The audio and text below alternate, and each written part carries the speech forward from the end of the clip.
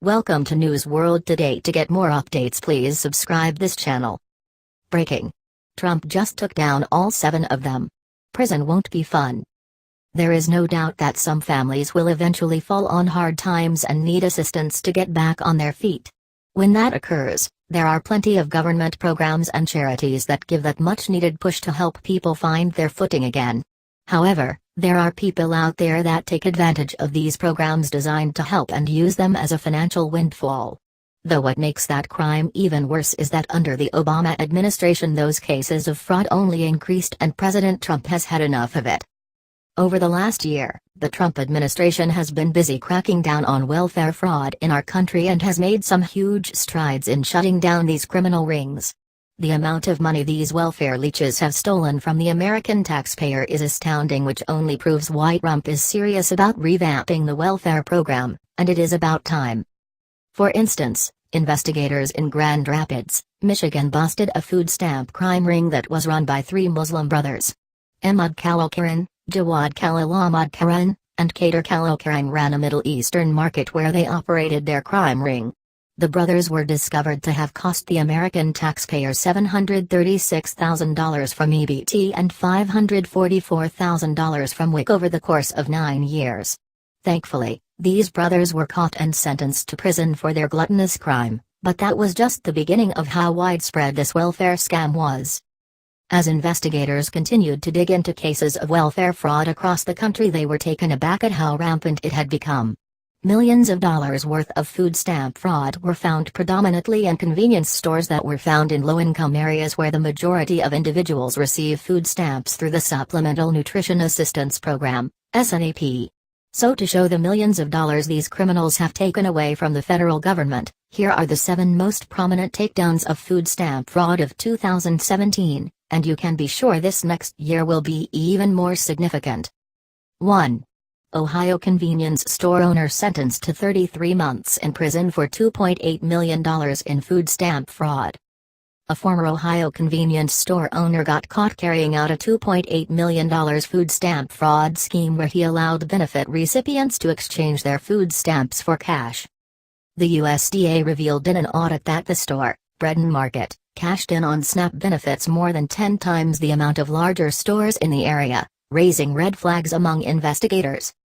A judge eventually convicted and sentenced George Rafidi, 62, to 33 months in prison in February and ordered him to pay that $2.8 million back. 2. Florida investigators discover more than $20 million in food stamp fraud. The Division of Public Assistance Fraud, which works within Florida's Department of Children and Families to investigate welfare fraud, uncovered $20,719,036 worth of food stamp fraud in South Florida over the past fiscal year. The agency said it uncovered the majority of fraud when paging through SNAP benefit applications stating fraudulent household information. 3. Baltimore man sentenced to 4 years for $3.7 million food stamp fraud. A Baltimore store owner got slapped with a 4-year prison sentence for carrying out $3.7 million worth of food stamp fraud. Mohammed Shafik, 51, was one of 14 other Baltimore area retailers sentenced to $16 million worth of food stamp fraud, where they exchanged SNAP benefits for cash. The judge ordered Shafik to pay back that $3.7 million to the federal government and serve 3 years of supervised release following the end of his sentence. 4. 3 Wisconsin men who carried out $1.2 million food stamp fraud sentenced to hard time. A judge sentenced 3 Milwaukee, Wisconsin, convenience store owners, Ken Wargill, 67, Ravinder Gill, 27, and George Nance, 59, to prison terms ranging from 15-20 months in October after the 3 had been found guilty of exchanging cash for SNAP benefits. Their store, Quick Inez, had been an authorized retailer that accepts food stamp benefits, but the $1.2 million in benefits the store redeemed was far beyond the amount the small convenience store was expected to redeem.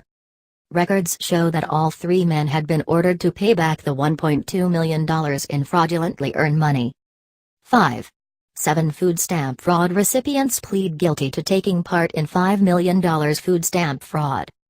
Although most people who carry out massive food stamp fraud are store owners and shopkeepers, Sometimes the beneficiaries themselves take part in the fraud.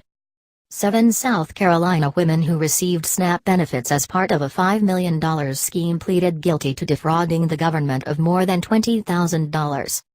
The judge, however, ruled that the women could avoid jail time if they paid back the fraudulently obtained money by the end of 2017.